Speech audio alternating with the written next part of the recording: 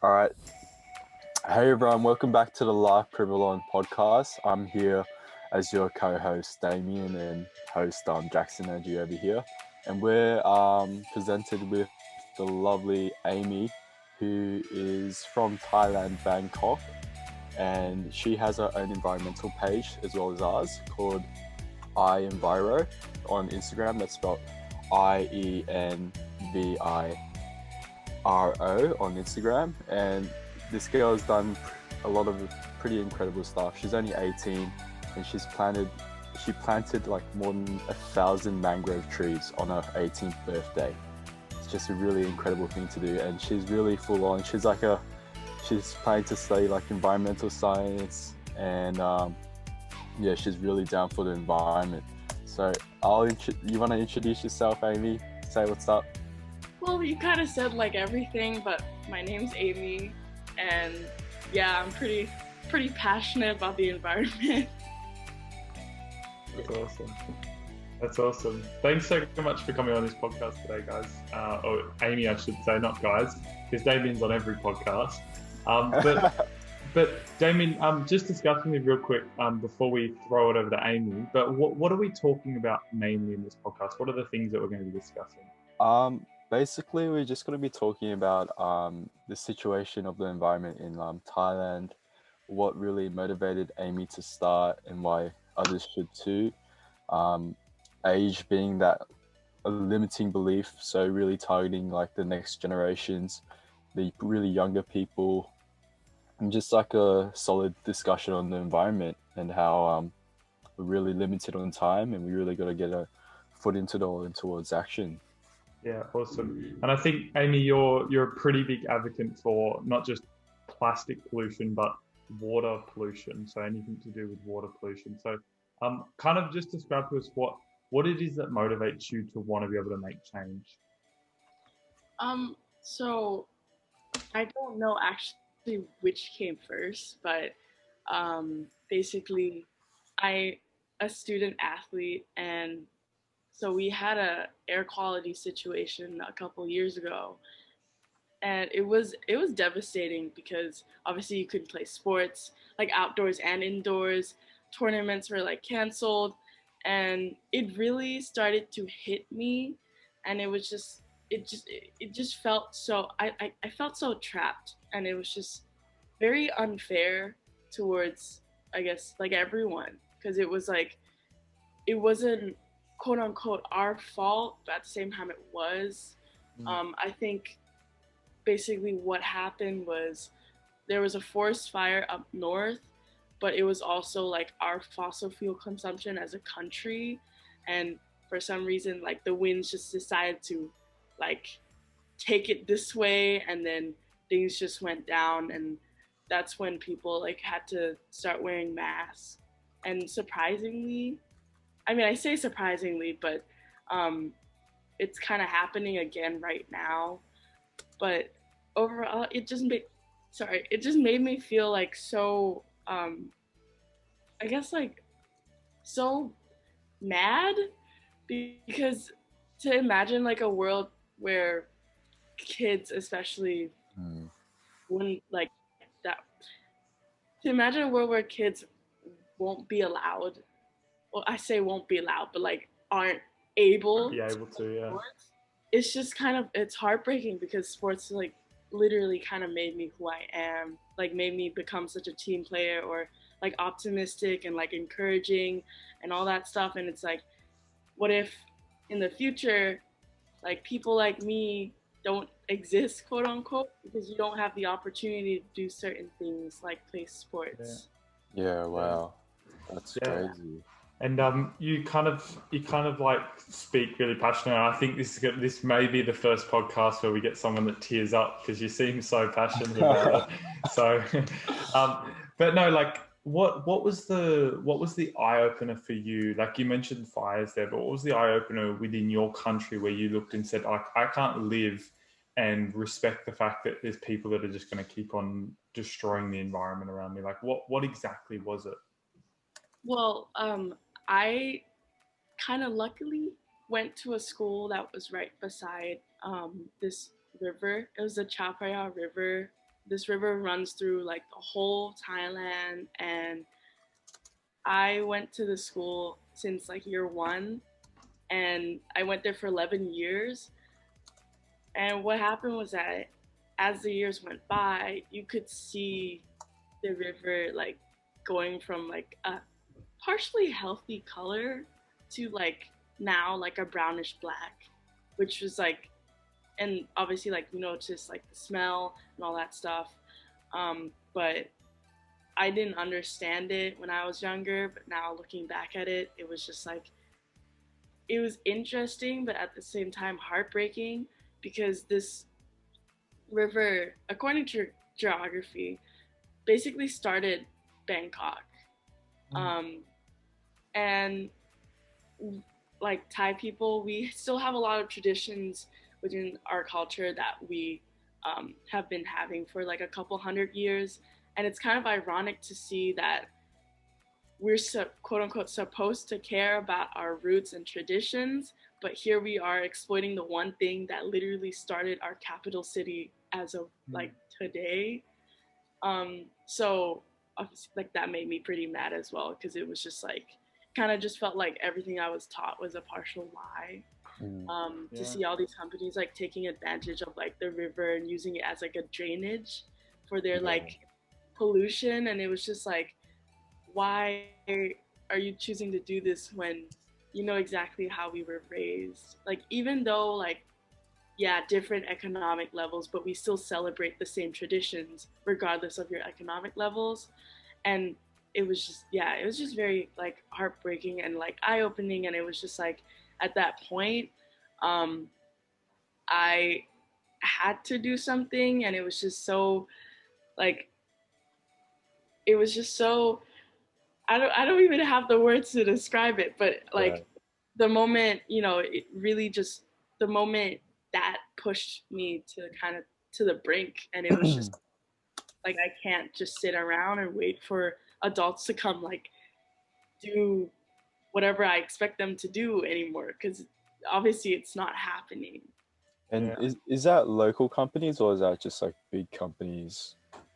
I read a case study about it, but I think it's a bit of both, sorry. And there are industries along the river, but there are also like hotels and all that stuff, and you know. So describe exactly what's happened. Like, is it plastic? Is it, what kind of pollution's getting pumped into the water that's affecting? Because for a lot of people, they might not understand what it actually is that's happening. Well, okay, there are many things going on, obviously. It's a really big river. I haven't looked that much into it, but I remember reading something about a case study that Greenpeace did about the water contents, and turns out they were finding like iron compounds in there, which is not normal. Obviously, it's a river. All sort of toxics and chemicals. Yeah. So towards the mouth, so where the river meets the ocean, there's a few factories that kind of I don't remember exactly what they do, but I think they kind of process like extracted metals, and the water waste or the waste from there just gets like directly inputted into the river. That's the claim. Obviously, there's no quote unquote like clear evidence. But and I think for people that don't understand, like this is one of the fastest ways that dead zones in the ocean get produced. So I think we've said the study, I think there's about 17 or 18 dead zones in the ocean at the moment where like it's entirely impossible for any marine life to live. And it's when companies are pumping all sorts of chemicals in, and then we've got pollution going in, and all the toxins are brewing up in these areas. So I think it's something that, especially here for Australia, like Thailand is one of the most famous holiday destinations for Australians, and to think that Literally is. the only reason we go there is because it's beautiful to go there, right? And so if this continues to happen, then tourism in that country will stop. Vice versa to Australia. I know you really love the Great Barrier Reef, and so like for us in the Great Barrier Reef, they're wanting to build the Adami mine, which is a coal mine, which is going to destroy the reef because it's going to wash lots and lots of chemicals down into the riverways.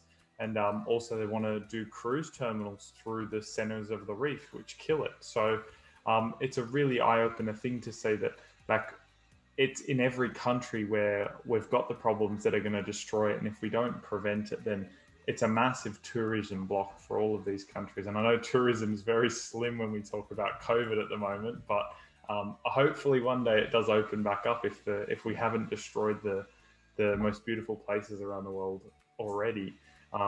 But just describe a little bit more what the plastic pollution is like in Thailand. Well, I actually don't know where to start. It's a lot. It's a lot. I can start the river. In every water body, you see trash floating in there, and it's so like makes me really mad. Is it like a ton of trash and waste? So we have a 7-Eleven here, and 7-Eleven's like everywhere. Just one, or across the whole country? Just a couple. Basically, like, obviously 7-Eleven is a place where like single plastic is like really, really in there. I mean, along with like other places as well, but because it's so accessible and like it's very cheap, so people just buy stuff, buy drinks, and probably I've never seen it myself, but just chuck it. Like, actually I've seen it once. I was on a motorbike and the guy was just like, he finished his drink, he was riding, he saw like a pile of trash on the side of the road and he just chucked it there. That's and horrible. I was just trying so hard to process why he would do that. Like, some people are lazy and don't care. Yeah. And also some people don't understand that it's an issue, and I guess that's what education needs to be. Like, it's very good and well for us to try and convert lots and lots of people to stop using plastic altogether, but at the end of the day, it would help a lot more if they just used or when they're finished with that, I should say, just put it in the right places where it's not going to immediately get put into the environment. I know that recycling and stuff like that really doesn't work, but it's better than it going straight into the oceans and the riverways. So yeah, it's an uneducated thing as well.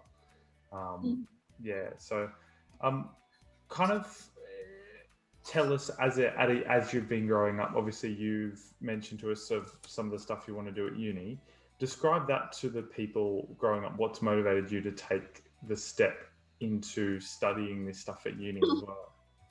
Well, as I said about what motivated me and inspired me to start the project, I think after you decide to start a Instagram account about the environment, or you tell yourself that, like, I need to do something about this, you start to become more aware of your surroundings.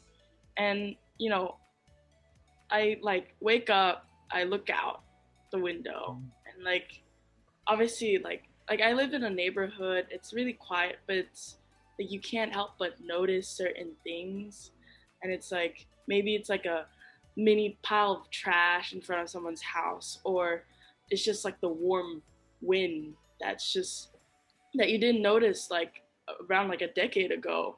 And it's just like every day, you become a bit more aware, and it moves you more than it does the day before.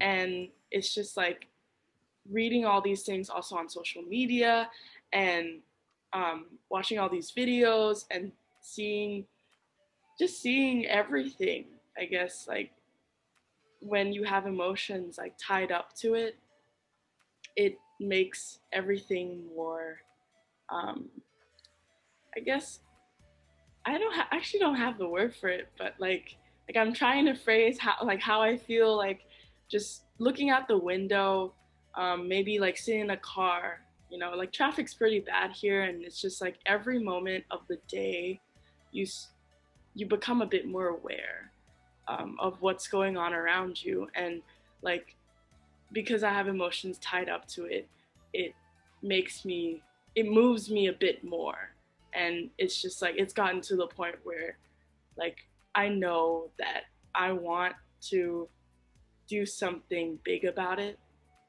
or do like or keep doing more things about it. So yeah, Was I the guess was the current like state of the environment in Thailand, how was it like when growing up? Like say like 20 years ago, where you weren't born 20 years ago, but like at the start, like probably like when you were growing up like 10 years ago, was this, how was it like over like back then? it was, well, it was not like this. So Well, within like the span of like 10 years, it got really bad. the temperature obviously like has gotten a few degrees up. Not few, sorry, like that's a bit too much. We had one day where it felt like 40 degrees, and like it was like 36, 37 degrees Celsius, but it felt like it was 40 degrees. And like I remember that day we actually had to stay in our classrooms instead of go out during break time, because like it was too hot, and it was just really weird to experience. But you know, like it happened, and then obviously like the river, and just like I don't know, the traffic's gotten really bad, and obviously like with traffic comes like air pollution because of the cars. Like I'll give you an example. My school starts at 7:30 a.m., or my old school, and if I left the house at 6:45, I would make it. And as the years progress, my last year I actually had to leave the house at 6:20 in order to make it there. And it just tells you how many cars like exist in the city now, or maybe like how bad like traffic management is now. But Yeah. Yeah, wow. Yeah. And talk a little bit more about what you do sustainability wise in your household and daily living in order to limit the amount of waste that you're doing. So sorry, my cats are like about, so we have a water filtration system. Thailand, like they don't do that for us with like our sink. So to limit our like plastic usage from like plastic water bottles, we have a water filtration system, and we also have a garden that we just started taking care of like towards the end of last year. And we have a compost station, obviously, because we have a garden. And a lot of the times, so like I live right next to like the rest of my family, and luckily we have like a water factory ish. Like they just like rent it out like a house like ours, and like a townhouse like ours, and they like produce water. So my cousins next door have like, they get their water from there, obviously in like huge like not single use plastic bottles, tubs. Yeah. So that really helps us limit our plastic consumption, but also like food waste and all that stuff. That's awesome. Yeah, I think that's it about now. We don't consume a lot of things anymore because like there's no point, because you know like people during this time would be very into online shopping, but we're just kind of chilling because like we know what's going on, and we have like a clong, which is a another type of water body like running through like the back of our house. So we're aware. Yeah. That's awesome. I actually did some research on like how waste goes around the world, and apparently, a lot of waste actually goes towards Asia countries, and China was actually one of the big ones. Mm-hmm. And China actually stopped like allowing any waste going to their country. But I think do you were those countries in Asia, did that also involve Thailand? Like, does waste come from other countries get shipped over to the country? Mhm. Yeah, definitely. It's taken by the currents, like Yeah, from. by current and also like people shipping it over, like I believe. I not heard of that, or like I don't think there's any like news coverage on that. I don't think it happens, but I think we have enough trash on our hands. Maybe that's why. Yeah. Yeah. Well, it was a big story coming out of China when China refused to take any more trash from America. So basically, what they would do is they would bundle it up, compress it, and then ship it over to China to put into their landfills and stuff. Because that then allowed America to state that they had limited the amount of landfill that they were putting into their country, and the amount that they were doing with the rubbish that was bad for the environment. Mhm. But shipping it to one other side of the country doesn't help it, right? Yeah. We don't know that, but that was on the books how they were getting around it. So that's something that has been getting stopped, thanks to some people that have been trying and protesting about this kind of stuff. So that's really good. But tell us more in depth on like you're talking about the water purification in Thailand, and I know the answer to this, but why can't you drink the water from the tap? It's not been filtered properly, or it's basically not safe because it's not been filtered, um, for like drinking water. I mean, you can use it to like wash your dishes and stuff, but like to consume it, it's not a really popular thing here. Yeah. No. Yeah, and on that, we did a live stream this morning. I don't know if you saw it, but talking more about the effects of plastic pollution and stuff like that. Is it something that's getting educated in Thailand to people? Like, do people get educated on the effects of not just the environment with plastic, but the effects on your body of having food that sits in plastic and that kind of stuff? It definitely goes around, not as much as, I guess like environmentalists like us would like it to, but it's definitely something that is a topic of interest.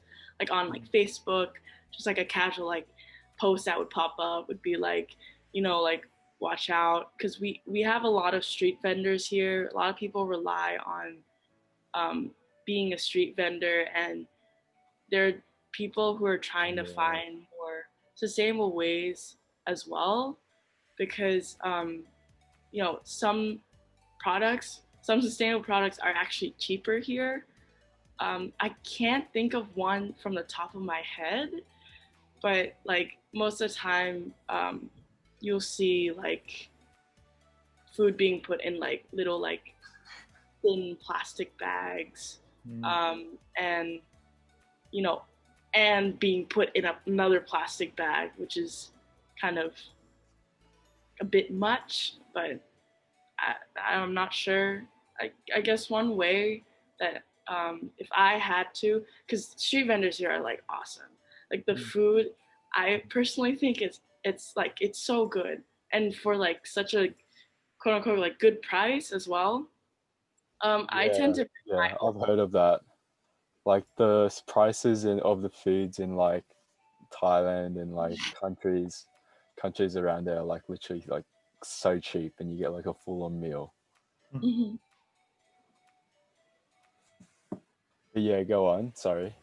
No, it's I've okay. interrupted you. I like tend to bring my own boxes. Like for example, if we were gonna have like boat noodles, like, after school, I'd have like sports practice, and then I'd be kind of hungry, so, I'd bring like my own boxes, and then I'd go to these street vendors and be like, would it be okay if you put the food in my own box or my own container. And they were like, sure, yeah, like it saves them their money a bit because they don't have to, even though it's a bit, it still matters to them like a lot. Yeah. Wow. We should have touched base on this at the start of the podcast, but what exactly does iEnviro do, and what are your plans to actually take it to in the future? Well, iEnviro started as like a place where I could pursue my passion, like educate people, I guess inform people about things that maybe they didn't know, different ways to be sustainable, or different things that's happening around the world. Because um, the environment isn't like compared to other topics that big of a topic. It's starting to become like a really big topic, which is Could be. amazing. But it was just kind of a way for me to do something, I guess, like raise awareness and like make impact, even though it was like a bit like obviously from the start it's like small impact. It's social media, you don't know how far that's gonna go, but now since like we've been growing kind of consistently, I'm starting to shift my focus into making like physical impact. Not that there's a huge difference from like the level of impact, quote unquote. Yeah. I'm hoping to like use iEnviro as a platform where like-minded people can come together. Like for example, like we met through like Instagram, and it's it's just yeah, like the dream's happening. And Yeah. hopefully like get together with people all around the world to do things um, to make like bigger change because you know we're working together and all that stuff. Yeah, we spoke about this early on the podcast, before on our pre-talk. Yeah, like social media, guys. It's such a powerful tool, honestly, and we want to talk about like how limited it is, and also like how you can spread awareness on it, but you can't actually like make like physical action happen. Like someone actually has to go and do like physical work to get something actually done. And yeah, let's talk about like social media. Like how powerful is it? Like just like we were able to like talk from someone from Melbourne in Australia and Gold Coast and talk to someone in like Thailand. I just think that's really powerful. Mm-hmm. And just touch on for me. What is it that you like? You mentioned a little bit on what it is that you want to do a little bit further down the line, but what's your big goal for this? How are you going to impact, apart from just raising awareness? What's your big impact thing that you want to be able to do? What is it that you want to tell people that that's the thing I'm going to do to help? Well, there's like a couple of things. So this whole month has been about like project planning and all that stuff. Been working with like a lot of diverse people. I guess one like goal, one event that we've always been doing is like planting mangrove trees, and mangrove trees are very efficient in absorbing like carbon dioxide compared to other trees. I don't know the science behind it, but I mean, well, like we're planting trees, yeah, bottom line. And like we're planning to have at least one event every month. We're not sure about next month because like COVID is still like kind of fresh right now, and we don't want to put anyone at risk. But that's one thing that we hope to do, plant at least like 5,000 trees, have at least 100 different people participate in these events. Depending on like COVID, like we didn't want to shoot so high because we used like the basis of my birthday, like we planted 1,800 trees, and like between like 5 people on 2 days. 2 days though. That's incredible. Yeah. But, and where do you get the trees from? The trees are developed by like university students, and they're not chipped. you can say shipped, but like they're taken from like the facility to um, the mangrove conservation center. Yeah, that's awesome. And in your area, is this something that a lot of people are starting to open their eyes to like start to realize that there's got to be change? Yes, definitely. Like everybody's kind of starting to feel the impact of it because, as I mentioned, like we have air quality problem, and there's starting to be advertisements going around. Like, like there has been a number of cases where kids are getting like asthma because of it, and like mainly like the children are suffering the most. Um, and like people are starting to come together slowly but surely, and like this mangrove conservation center, it's also a fun activity to do with your family. And as the years go by, I've seen like a massive like increase in the amount of people that actually been there. Like they're starting to move to another section of their conservation now because so many people have come and like planted their trees and done their part. So yeah. Yeah. Yeah, awesome. But I just wanted to say, planting like 1,800 trees between like 5 people over the span of 2 days. Awesome. Like, and she told us that she was only doing it for like 5 hours a day. It's awesome. And I guess how can people kind of help support you on this mission? So as of now, the big idea is to invite people within Thailand to come and participate because like, it's easier than like inviting other people from other countries to come here. But I'm planning on starting like a website, or the website's in the making, but I mean more details have to go into it, or more thought has to go into it.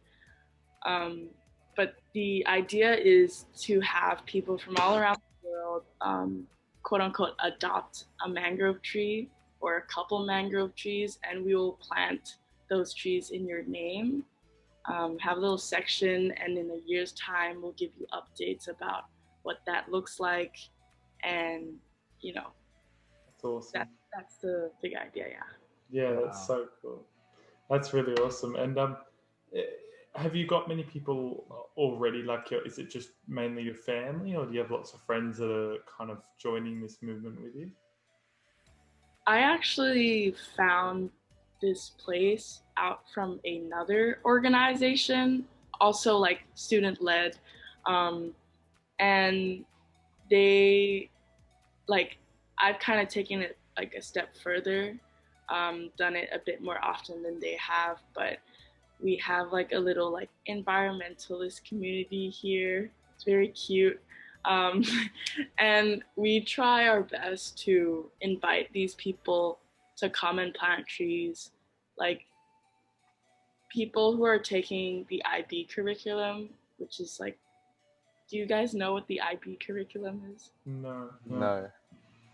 So you take a bunch of subjects basically, but there's also other things that the curriculum requires, like CAS, which is I don't know what it stands for, I forgot, but it's basically like I think a 4-page essay about what you've done for the community, and this event can be used for CAS, even though it may not be the best of motives to come and do something like this, but I mean, I'd say it's better than nothing, and maybe them coming to participate in this for whatever reason that may be can like start to inspire them to be like, oh, this is like I'm doing something, I'm giving back, inspire them to do things like, or take it further.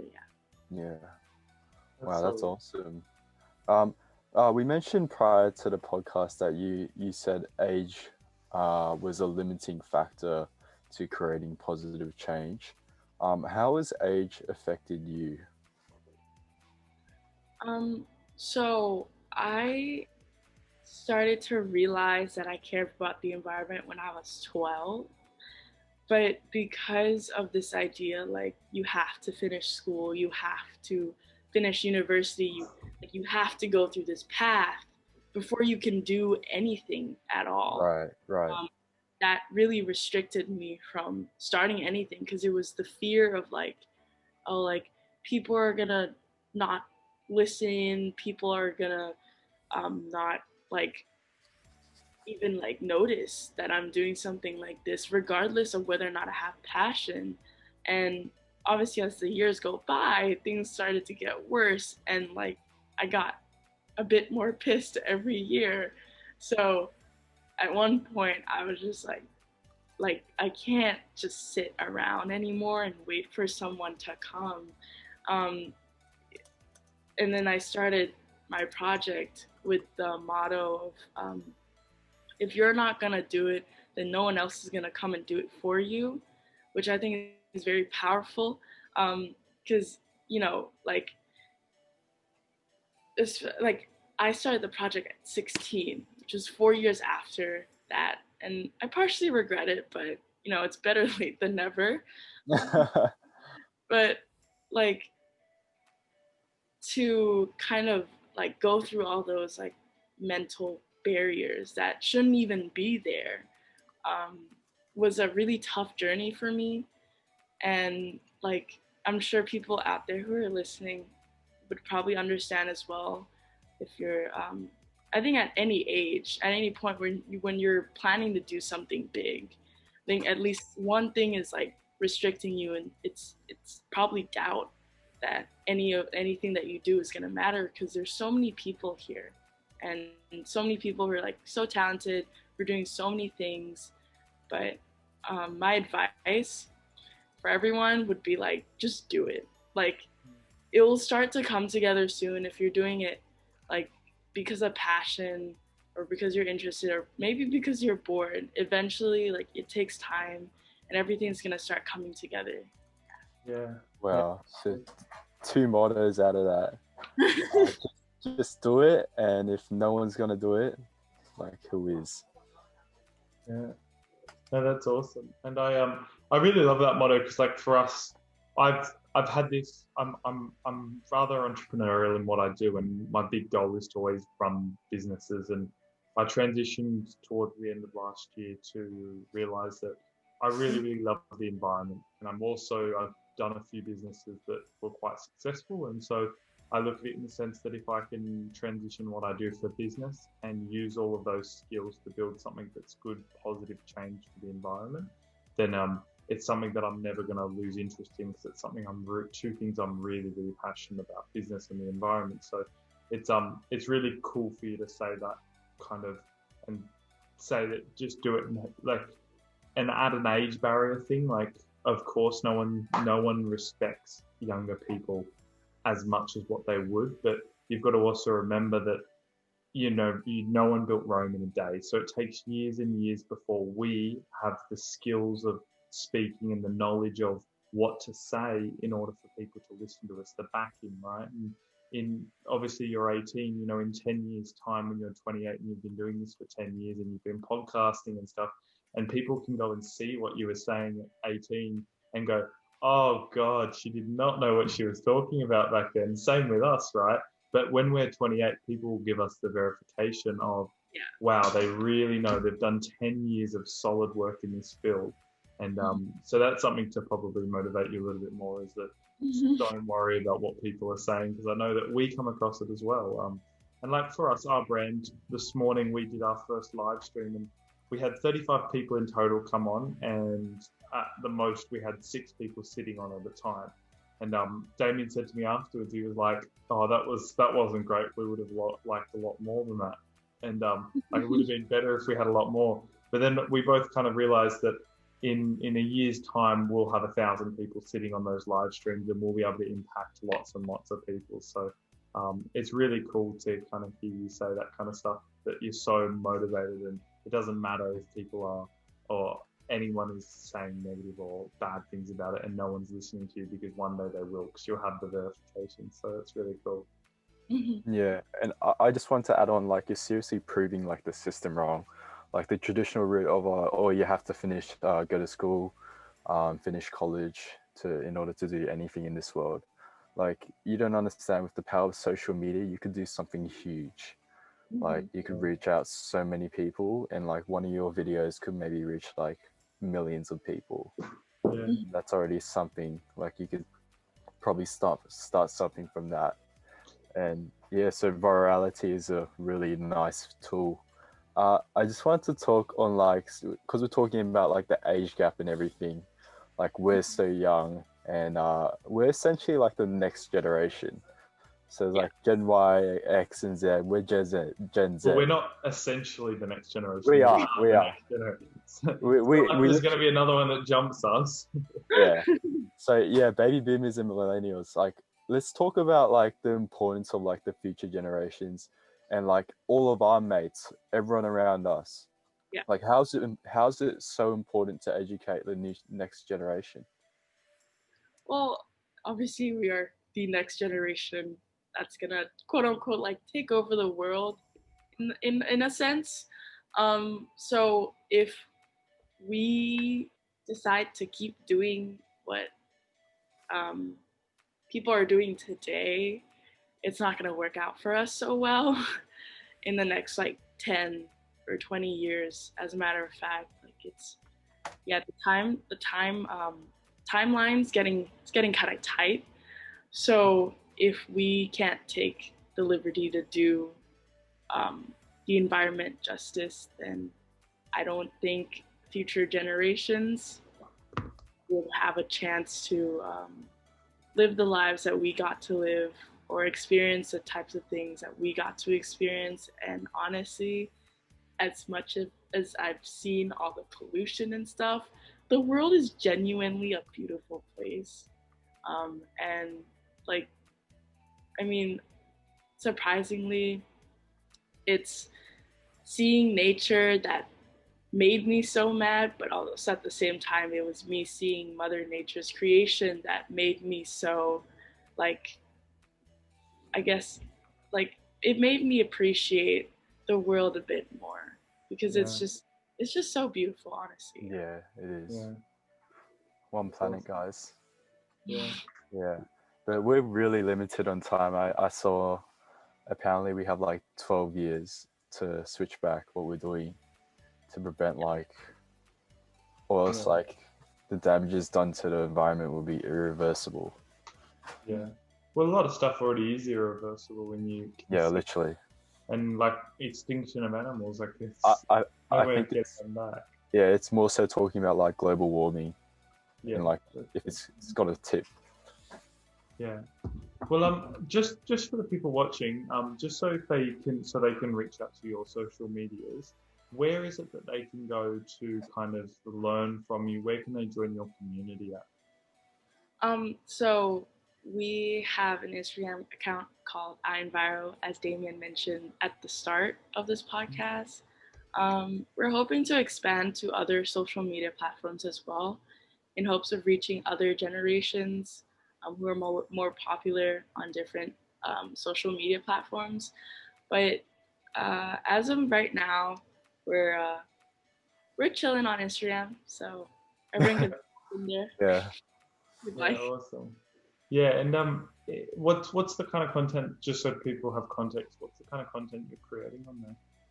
So I make like little infographics about mainly like different environmental topics. So just we just we do it in like a 1 by 3, so you get like a little like what the problem is, how to solve it, like a little picture that goes with it, just so it can like I guess you can remember it. And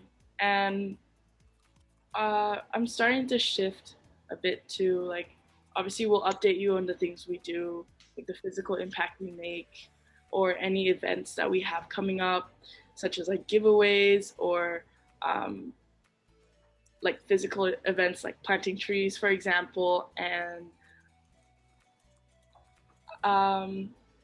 I think yeah, that's that's basically like bottom line. That's educating, informing, and kind of showing you that other things we do as well. Yeah. Yeah, awesome. Well, look, if anyone listening does want to go out and reach out to her on her Instagram, I'm sure she'll be more than happy to talk to you and give you some advice. But is there any final things that you would like to say for people to be motivated or educate people on the things that they can do today to be better in their own lives? I guess like the thing that I hope people like take away from this is like to be more aware. A little tip, one like mental activity is just literally like breathe, just look around and see like what's going on. You don't have to be outside. You can be like just laying on your bed or doing whatever you're doing, but just take a moment out of your day to just like take a long breath and just notice the things that's going on around you. And obviously my message to the younger people or people our age or people older, it's never too late to do something that you are moved by or passionate of. And there's nothing stopping you but you. That's awesome. Yeah. Well, Damien, do you have any final things that you'd like to say today or ask today? I think he's frozen. Yeah. That was weird. I was watching, I was like, he hasn't moved in a little while. That's a bit odd. But yeah, look, I wanted to say thank you so much for coming on the podcast today. It's we're trying to get a little bit shorter podcast just so people can listen to the whole thing because there's a lot of value at the end of them normally. So I do appreciate everything you do for the environment, and thank you so much for coming on the podcast today. It was really awesome. Yeah, that's no problem. Yeah, it was very nice to meet you again. So yeah, awesome. Well, look, thank you guys so much for listening to the podcast today. And we'll if you missed last week's episode, we talked with Tania from Two Chicks Going Green. She lives in Florida, and she's actually a rocket scientist. So there was awesome points in that podcast. So definitely go and check it out. And we'll be back next week with another episode. So thank you guys so much for listening, and make sure you go out and make change in your lives for the environment.